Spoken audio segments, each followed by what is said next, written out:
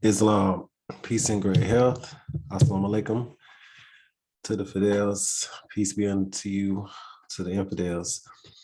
We're going to do another reaction video from the Moorvue podcast. I'm Count Noble L, Dallas L, baby, baby. If you want to follow me on IG, it is Count_Noble_L Dallas. And on Facebook, it is Moor Made. We're gonna do a reaction video to, I believe it's the lead attorney. I don't know what platform it was on. I think it's being put out on the Lapeef network, but it's the lead attorney with J.R. Lapeef, Chicago Rilla, Dr. David, and Trill AC. The topic is, the lead attorney at Chicago Rilla says men are catching hell dealing with modern women.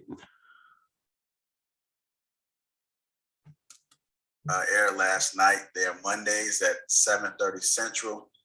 They were discussing the baby and what's her name? Danny Lay?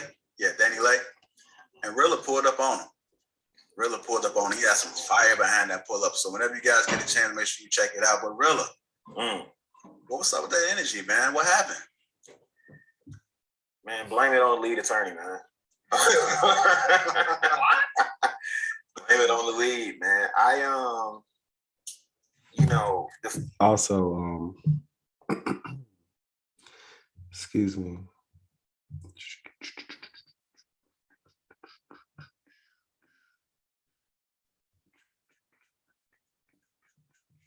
Disclaimer, copyright disclaimer under Section 107 of the Copyright Act of 1976. Allowance is made for fair use for purposes such as criticism, comment, news reporting, teaching, scholarship, and research. Fair use.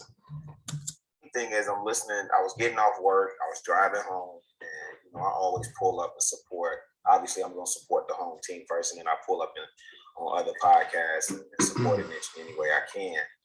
But I'm listening to the discussion around the baby, and I get it. Everybody has their hot take or whatever. Everybody has an opinion, and we all entitled to that. But the thing that kept throwing me off, I kept waiting to hear, the sisters have accountability for Danny Lay or Danny Lee, whatever. I'm not saying whatever her name is, but Danielle Curio. I was waiting for them to have the equal amount of smoke and at least objectivity to call her out on the things that she was doing in that video. And I just didn't hear it. I mean, the best I heard was, well, she just shouldn't have slept with him. But him, my God, he embarrassed her and da-da-da-da-da. And it was like the more information, the more people that was coming up, the more information that was being given. There was no budging on those positions. And y'all know, man, I've been, JR, I've been rocking with you since February, bro. And, this space is new to me, some of these conversations. And so I remember coming up, I used to be real green, real naive. And Cash was like, oh, really? Yeah. Because in my real life things is just a little bit different. But then it's like, now I'm just seeing like, damn, I see what y'all talking about over here. And so the thing that bugged me out, I mean, honestly, man, like the baby, honestly, dude gonna be held accountable for the next 18 years at the very least. The lead was pointing out a couple things, and I don't want to steal his thunder, but he was pointing out a couple things, chiefly that if a Black man had acted towards the police the way that young lady was acting. Yo.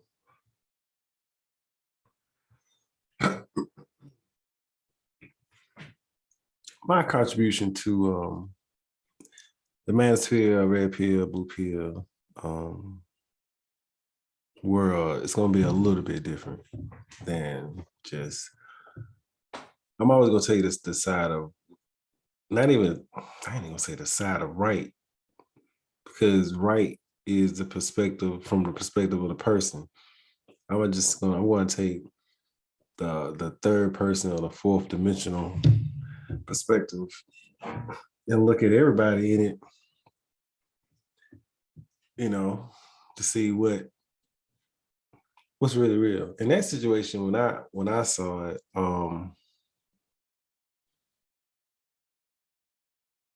I mean, like I call it ratchet.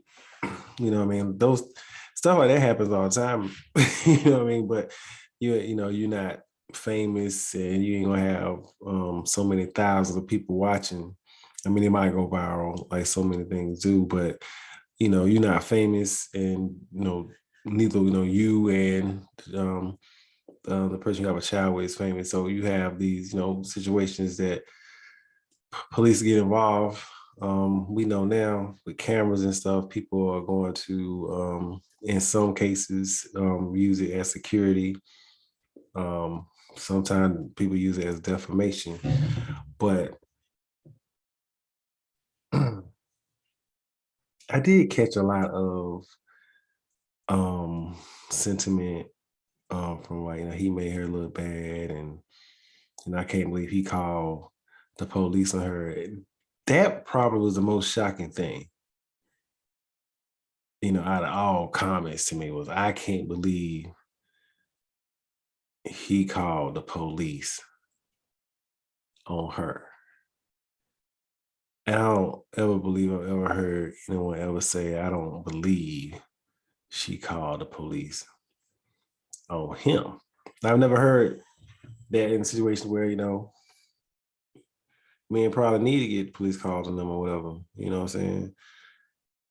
And to calm down the situation, to protect whomever's involved, the things that can happen and occur, you know, in domestic situations.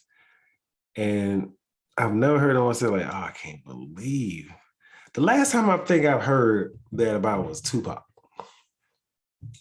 When he was incarcerated for it wasn't the R word. People always believe he didn't go to jail for the R word. He went for I think it was sodomy.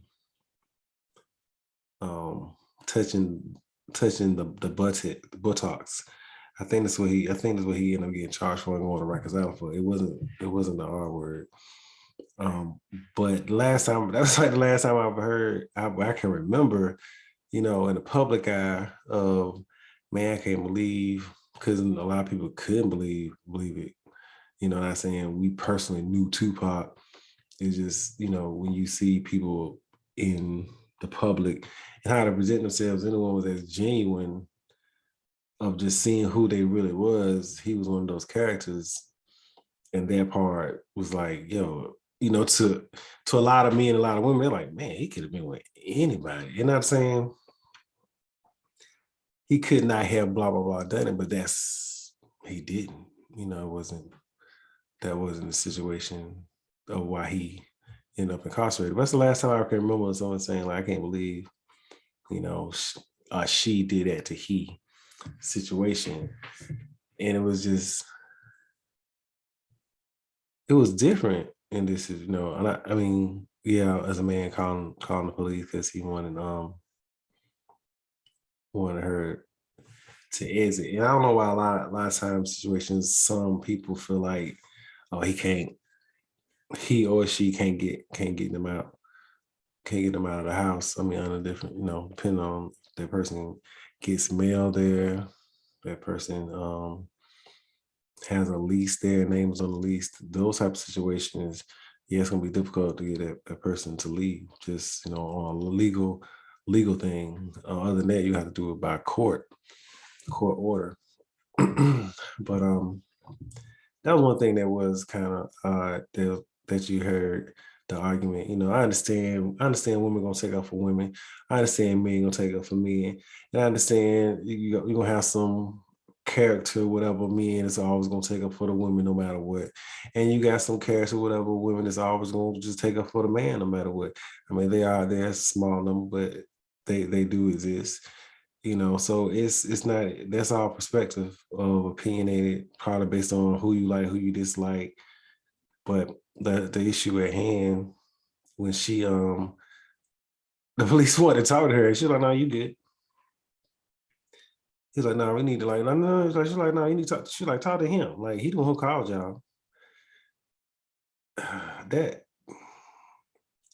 Yeah, of course, if that was a man, tasered, shot, really clubbed. I mean, if it was a blackamoor, so-called black man, yeah, white man, European, and Albion probably could say that to a police officer and just still be saying that they probably have a full ass conversation. But if you are a blackamoor male, yeah, that ain't even gonna fly with law enforcement at all. It probably, if it was a situation where they was approaching heat, I mean, they probably might have their hands on the gun or whatever like that already, ready to draw 'em, you know what I'm saying? You try to walk off as a blackamoor man, don't ever walk off from law enforcement ever, because they're gonna say we don't know what he was going to get, we don't know what he was reaching for, whatever like that. Just stand still right there, comply, do, you know what I'm saying? The whole point is you know what I'm saying, you want to live through the situation. So it ain't about being no punk ass or weak or whatever like that. Nobody want to be disrespected, but in that situation, they didn't disrespect her. They were just like, look, we need to speak to you. And she's like, nah, you good. And yeah. Done for. Over with. And the ladies couldn't even like admit that. It was like being in the Twilight Zone. I could not wrap my mind around it. I could not understand it. I want to make way for the brothers to at least, give your perspective on what you saw happen. But here's my thing with it overall. The baby ultimately is going to be held accountable. He's going to be held accountable by the system. If there's anything involved in the law, he's going to be held accountable by them. He's going to be held accountable by brothers that hold themselves to a higher standard. The part that's disappointing for me is the women who aren't able to put the BS aside and hold those women accountable and call out their BS, because it's young girls that are equally paying attention to what's coming out of those ladies' mouths. Okay. And if I'm correct, Danley, she did get charged with 2 assault, but that's not even an argument. If you want to say, like, it's not like, oh, and she assault. It feels like that is more of a and I'm not taking sides or anything. It could be it could be a famous man that did something to a woman, and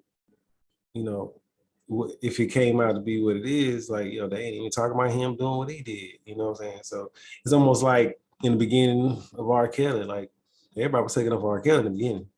It's like, look, bro, like let him keep putting out them songs. Like, we know he got problems, but let him put. Like, it was definitely that sentiment. It was definite. Even after the video, he still came out with music. You know what I mean? He might have laid low, whatever like that, but he still came out with music after this. So the sentiment was like, So there's that favoritism there, just because they like you, they'll take. So I'm not trying to take up for anyone. My hope, in any situation like that, is just based on the talk points that people speak about. They don't speak about that like it's a joke, or it's not real, But if it was flipped and he was facing assault charges, it'd be more than very, very, very real. And we might be thinking like, shh, unless he got a good lawyer, he might be facing either time or parole. One or the other. Yeah, like you did a show about it yesterday.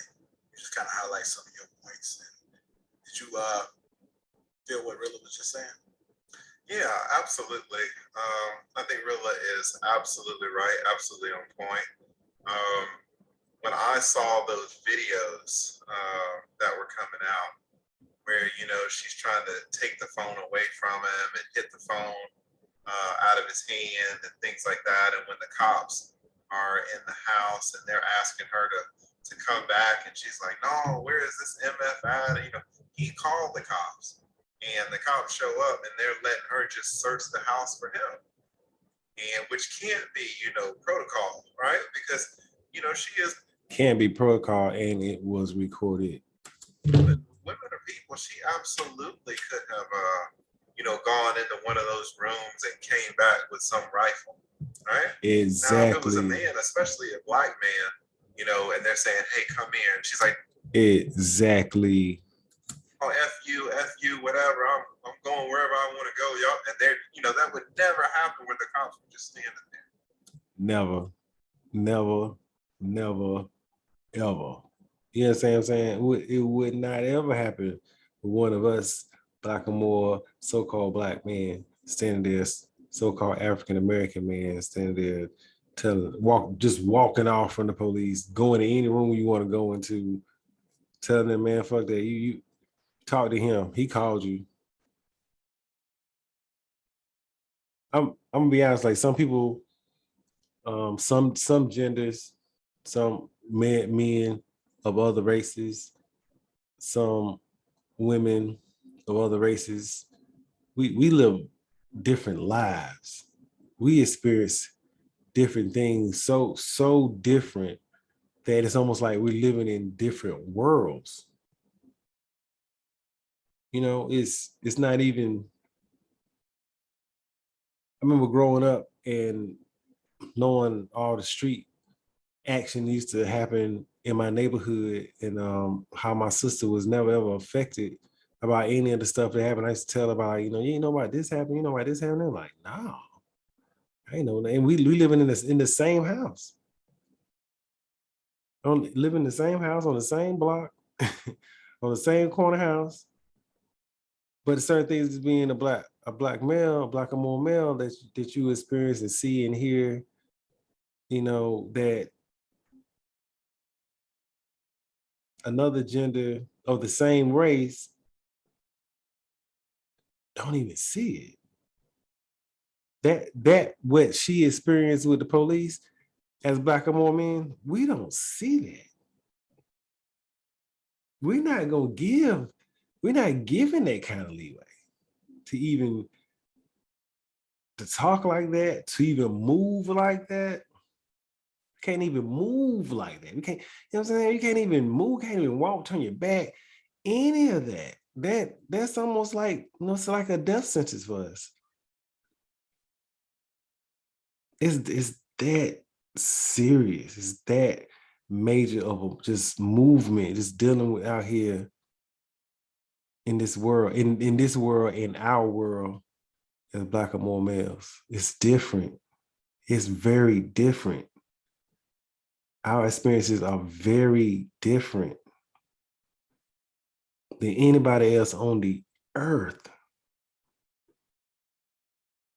And especially here in North America. Especially. And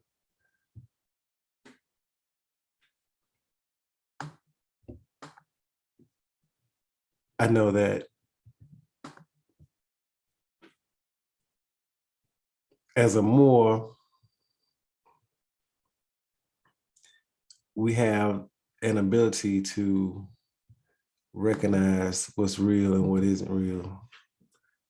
So we can move the way we need to move for ourselves and our families to try to make the best decisions, because we understand the past, so we know where we are in the moment of the present, to know where we need to go and have plans and strategies to maneuver through and over any obstacle towards our future.